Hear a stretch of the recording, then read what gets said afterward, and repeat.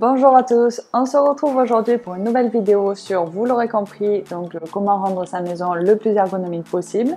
Pour ça, je vais vous donner 7 astuces qui vont vous permettre vraiment d'optimiser votre maison et de vous faciliter la tâche au quotidien. Astuce numéro 1, dégager les zones de passage. Ça peut paraître évident, mais je suis sûre que si vous observez bien le cheminement que vous empruntez tous les jours, il y a toujours des petits trucs qui traînent dans nos pattes qui auraient certainement une meilleure place ailleurs. Je pense surtout à quand on rentre chez soi avec 50 sacs de courses, c'est pas évident, il y a toujours quelque chose au milieu. Enfin vraiment, analysez tout ça et n'ayez pas peur de dégager ce qui vous sert plus et puis de trouver une meilleure place pour les petites choses qui traînent. Astuce numéro 2, assurez-vous que portes et portes de placard ne gênent pas.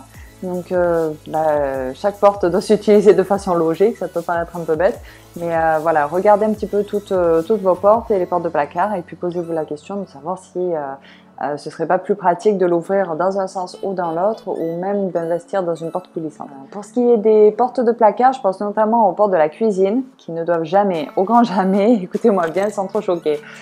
Voilà, pareil pour le lave-linge, le lave-vaisselle. C'est bien beau de pouvoir remplir le lave-vaisselle, mais bon, s'il nous bloque l'accès aux pastilles, c'est pas trop pratique. Astuce numéro 3, faites place nette. C'est très important, vous ne devez pas polluer votre espace visuel. Puis laisser traîner le courrier sur le plan de travail de la cuisine, c'est pas très bon pour le moral, surtout si c'est des factures. Laisser respirer tout ce qui est surface plane, où on a tendance à un petit peu laisser notre bazar traîner, c'est pas très bon, ni pour le moral, ni pour les invités, ni pour votre déco en général. Alors enlevez-moi tout ça, faites place nette, laissez la place vraiment aux éléments de décoration que vous aurez choisis, vous verrez que ce sera beaucoup mieux. Astuce numéro 4, mettez en avant ce dont vous servez tout le temps. Donc pour ce qui est des chemisiers, ce que vous mettez tous les jours, vos chemisiers préférés, mettez-les devant. Les verres que vous utilisez au quotidien, pareil, passent devant ceux que vous utilisez uniquement aux grandes occasions, sauf si vous êtes fan de vin. Et puis pour les cosmétiques que vous utilisez au quotidien, n'hésitez pas à les mettre pareil devant les autres, parce que quand il faut les ressortir le matin, le soir, c'est mieux de les avoir à portée de main. Astuce numéro 5, donc utilisez accessoires et un maximum d'astuces de rangement. Je pense surtout aux sacs aspirables qui vous permettent vraiment d'économiser une place folle, surtout en été quand il faut ranger toutes ces couettes et puis les oreillers des invités, etc. Donc utilisez ces sacs, utilisez des petits paniers pour vos tiroirs, c'est super pratique. Et puis j'ai trouvé une astuce récemment là, qui est vraiment sympa, c'est de mettre des petits anneaux à rideaux sur un cintre pour pouvoir ranger tous vos foulards et puis vraiment vous avez tous vos foulards devant vous, c'est top. Astuce numéro 6, rentabiliser les espaces perdus. Peu importe la place qu'on a, on trouve toujours le moyen, surtout les femmes, de dire qu'on n'a pas de place, qu'il faudrait pousser les murs ou que sais-je. Il suffit de rentabiliser chaque centimètre carré. Alors c'est pas évident, je sais, mais il y a vraiment tout plein d'astuces de mobilier spécialisé pour pouvoir rentabiliser les meubles en angle, les petits coins perdus, etc. Testez-les, vraiment, je l'ai testé moi-même et puis je peux plus m'en passer, vous allez voir, c'est pas mal.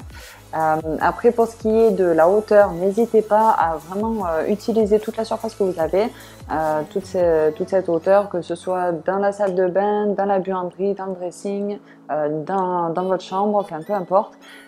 C'est vraiment très important de monter dans la hauteur, ça vous permet de dégager le reste de la maison.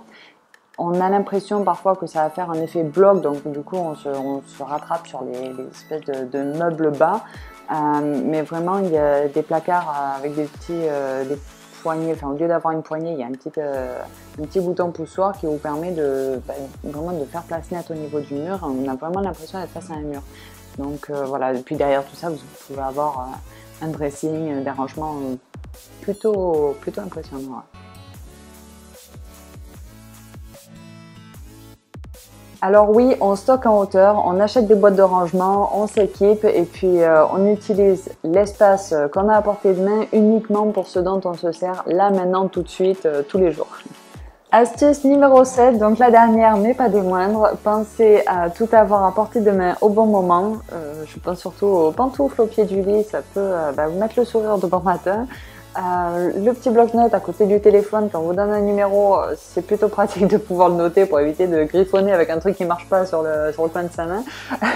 Et puis aussi, vous avez tous connu ça, la serviette en sortie de douche, ça peut être pratique. Ouais. Sur ce, je vous laisse à votre déco. Pensez à analyser avant de foncer tête baissée.